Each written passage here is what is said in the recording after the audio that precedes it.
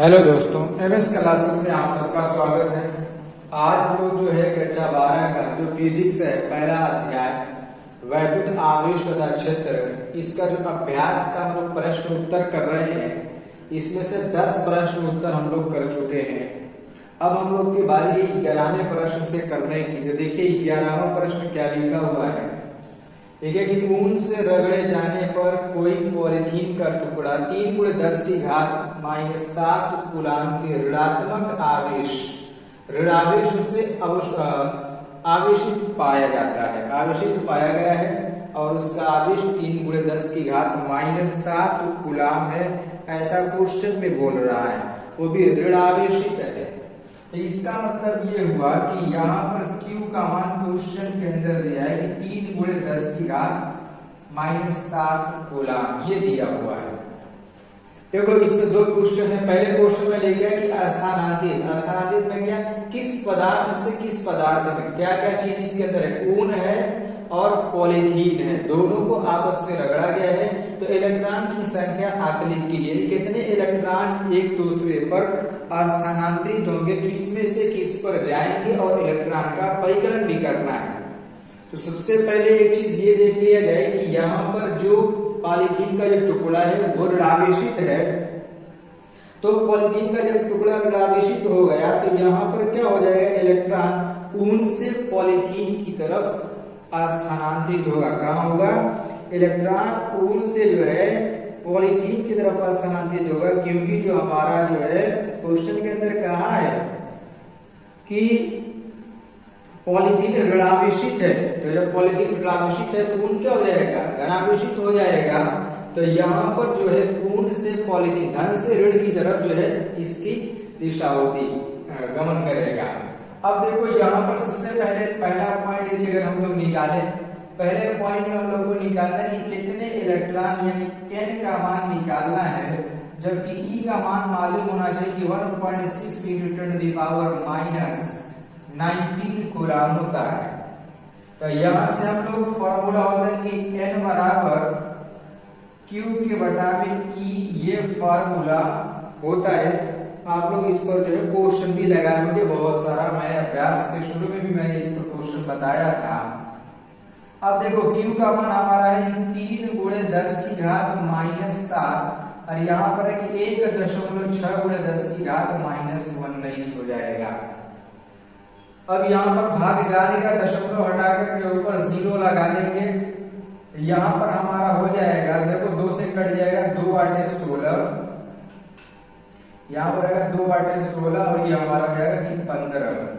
यहाँ कितना है, 15 के बटा में 8×10⁻⁻19 ऊपर जाएगा तो हमारा प्लस में हो जाएगा, 10⁻⁻ हमारा कितना हो जाएगा, 12 हो जाएगा। 15 को 8 से भाग दे लेंगे हम लोग, 15 को जब 8 से डिवाइड करेंगे तो कितना आ जाएगा, इस तरीके से भाग इस तरीके से करके देख लो, 8 × 8 यहाँ पर बचाएगा 7 में जाएगा, दशमलव लगा के यहाँ पर 0 बढ़ा लेंगे तो 8/64 हो जाएगा हमारा। फिर यहाँ पर हमारा जाएगा कितना, 6 आ जाएगा, फिर यहाँ पर 0 बढ़ा लेंगे तो 8×7 = 56 और यहाँ पर हमारा 56, 4 बचेगा, 8×5 = 40, यानी 1.875 कितना भाग देने पर आ रहा है हमारा, आ रहा है कि 1.875 × 10⁻12 इलेक्ट्रॉन इस पर स्थानांतरित हो जाएंगे। ये चीज इस पर आएगा। अच्छा, इस पर एक चीज ये भी लिखेंगे हम लोग कि कौन किस पर से किधर की तरफ जाएगा। ये क्वेश्चन के अंदर पूछा गया तो लिख देंगे कि इलेक्ट्रॉन ऊन से पॉलीथीन के टुकड़े पर स्थानांतरित होता है। यहाँ पर लिखिए इलेक्ट्रॉन ऊन से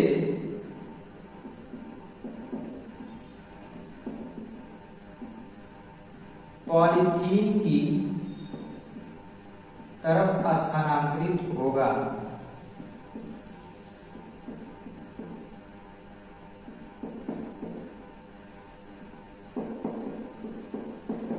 रीजन में ये दिखा सकते हैं क्योंकि इलेक्ट्रॉन जो पॉलीथीन ऋणावेशित है और जो है ऊन जो हमारा है ध्यानावेशित है। ये था हमारा इसका पहला पार्ट। देखिए दूसरे पार्ट में लिखा है कि क्या ऊन से पॉलीथीन में संहति का स्थानांतरण होगा।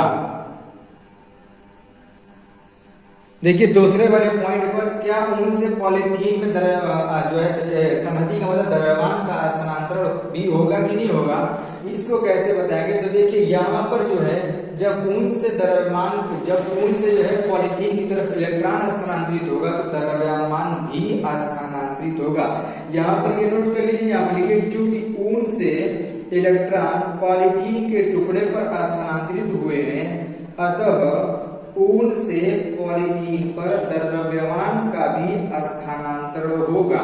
अब देखिए कितना द्रव्यमान का स्थानांतरण होगा, तो हम जानते हैं कि एक इलेक्ट्रॉन का जो द्रव्यमान होता है हमारा वो कितना होता है कि 9.1 गुणे 10 की घात -31 kg होता है, ये होता है।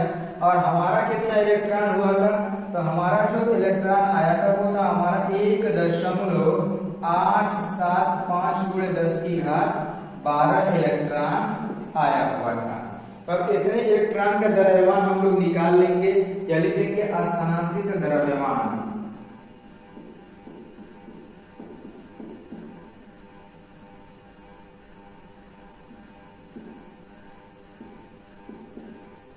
तो स्थानांतरित द्रव्यमान को गुणा कर लेंगे m गुणे n mass of electron. n का मान कितना हमारा यहाँ पर यही जो n है, यही जो हम लोग निकाले थे, यही n का मान है कितना 1.875 गुणे 10 की घात 12 और मास ऑफ इलेक्ट्रॉन 1.9 गुणे 10 की घात -31, ये हमारा जो है आएगा। गुणा कर लेंगे इसका, देखिए यहाँ पर हमारा है 1.875 को 9.1 से गुणा करना है, 1 5 5 यहाँ पर 7 8 1 हो जाएगा, 5 और 45 के 5 5 7 और फिर यहाँ पर 9 7 63 और 4 67 के 7, फिर यहाँ पर 9 8 72 72 से 78 के हमारा कितना आएगा 8 7 बचेगा, 9 में 9 9 7 16 जोड़ लेंगे, यहाँ 5 2 और यहाँ पर हो जाएगा 6, फिर यहाँ पर रहेगा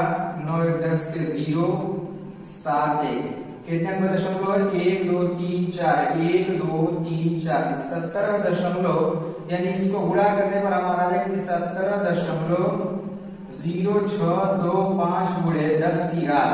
अब 31 में से 12 को माइनस कर लेंगे, तो 31 में से 12 को माइनस करेंगे तो हमारा कितना हो जाएगा 19 हो जाएगा। माइनस में इतने जो है इलेक्ट्रॉन स्थानांतरित करेंगे, एक अंक पर दशमलव लगा दिया जाएगा, तो यहाँ पर हमारा 1.7। अब देखो इसको दशमलव की इधर जब खिसकाएंगे तो एक मान के जब यहाँ पर करेंगे तो ये 1 हो जाएगा, यानी 1.71 × 10 to the power -18 किलोग्राम द्रव्यमान का स्थानांतरण होगा। ये इस तरीके से इसका दूसरा पार्ट जो है लगाएंगे मल्टीप्लाई करके। तो उम्मीद करता हूँ कि ये जो वाला प्रश्न जो है समझ में आ गया होगा आसानी के साथ। अब इसी पर हम लोग जो है चलिए करते हैं 12वां प्रश्न, उसको भी देख लीजिए आप लोग। देखिए 12वां प्रश्न क्या कह रहा है, लिखा है 2 विद्युत रोधी आवेशित तांबे के गोलों ए तथा बी के केंद्रों के बीच की दूरी 50 सेंटीमीटर है। यदि दोनों गोलों पर पृथक पृथक आवेश 6.5 गुणे 10 की घात -7 कूलाम है, तो इनमें पारस्परिक स्थिर विद्युत प्रतिकर्षण बल कितना है गोलों के बीच की दूरी की तुलना में गोलों ए तथा बी की त्रिज्याएं गढ़े हैं। क्या पूछा इसके अंदर हम लोग को स्थिर विद्युत बल यानी कूलाम के नियम के अकॉर्डिंग हम लोग को F का मान निकालना है। यहाँ पर क्वेश्चन के अंदर सब चीज नोट है, ये 2 पॉइंट इसका, ये पहला पॉइंट है, दूसरा पॉइंट भी हम लोग करेंगे। सबसे पहले बीच की दूरी दी है 50 सेंटीमीटर, इसको हम लोग क्या लिख सकते हैं कि 0.5 मीटर। क्योंकि हम लोगों को सेंटीमीटर में क्वेश्चन नहीं मीटर में लगाना होता है, ये लिख लिए। और क्वेश्चन के अंदर हम लोग को ये दिया है कि QA बराबर QB, दोनों का मान जो है बराबर है, जिसका मान है 6.5 गुणे 10 की घात -7 कूलाम और F का मान क्वेश्चन में पूछा गया है।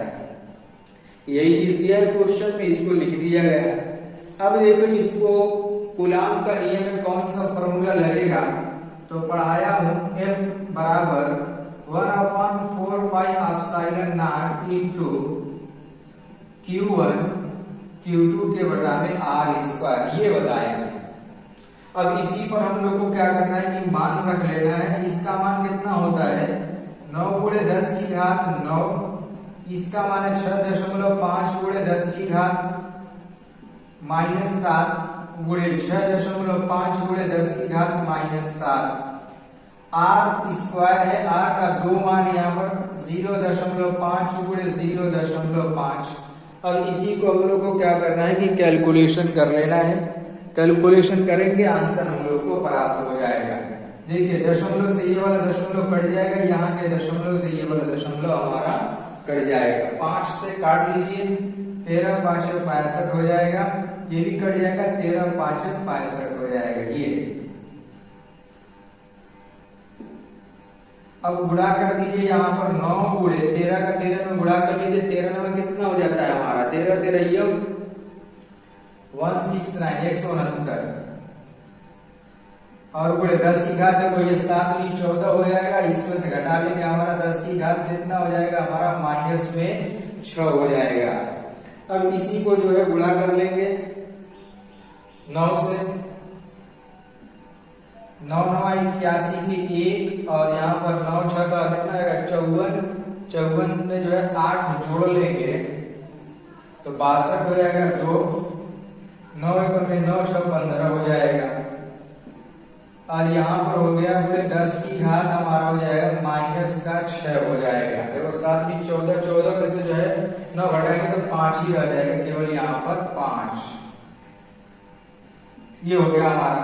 अच्छा एक अंक पर दशमलव लगाया जाता है हमेशा, तो यहाँ रहेगा 1.521 गुणे 10 की घात -2 हो जाएगा। कैसे देखो 3 अंक दशमलव किसक इधर आएगा धनात्मक घात बन रही है, जब ये माइनस में होता है दशमलव इधर से इधर आता है तो ये घात घट जाती है, प्लस में रहता है तो घात जुड़ जाती है। इस तरीके से हमारा यह जो है इसका आंसर आ गया कितना, क्या निकाले बल निकाले तो न्यूटन हो जाएगा। F का जो मान हम लोगों को मिला, दोनों गोलों के जो बीच में जो प्रतिकर्षण बल लग रहा है वो 1.5 to 1 × 10⁻² न्यूटन का बल लगेगा। ये था इसका पहला वाला पॉइंट। अब देखिए इसका दूसरा वाला पॉइंट में भी कुछ इसी प्रकार से जो है क्वेश्चन उसमें भी पूछा गया है।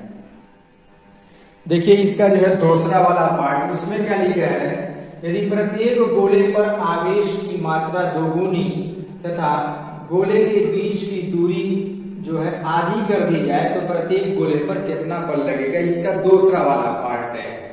अभी देखो यहाँ पर मतलब ये है कि यहाँ पर एक नया हम लोग QA बना दे रहे हैं, तो QA डैश कर दे रहे हैं इसको, और इसका मान 2QA के बराबर हो जाए, इससे 2QA के बराबर हो जाए, और QB डैश ले रहे हैं जिसका मान 2QB के बराबर हो जाए।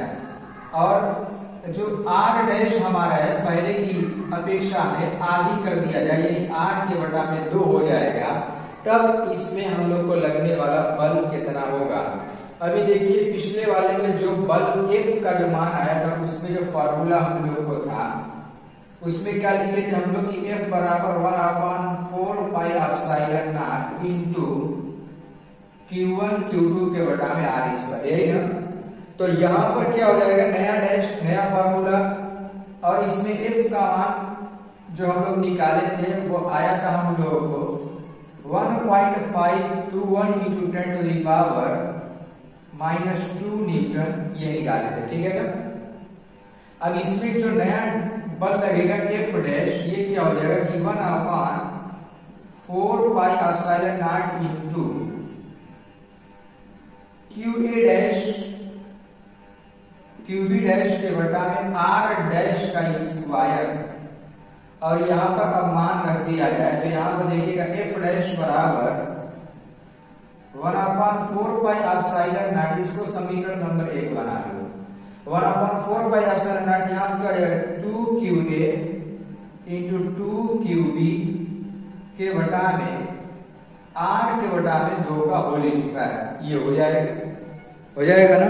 इस तरीके से कर दिया। अब इसको थोड़ा सा सरल कर लें तो एफ डैश बराबर 1/4 पाई एप्सिलॉन नॉट इंटू यहाँ पर हो जाएगा 4 into Q1 Q2 Q1 Q2 का QA QB हो जाएगा। यहाँ पर QA QB के बटा में R स्क्वायर के बटा में 4 और ये 4 बोलो बटे का बटा तो ऊपर चला जाएगा ना, तो यहाँ से हम लोग इसको क्या कर देंगे कि ऊपर लिख देंगे और यहाँ पर हो जाएगा हमारा कि F डैश बराबर 4 ऊपर जाएगा 16 हो जाएगा, तो 16 गुणे 1 बटा में 4 पाई एप्सिलॉन नॉट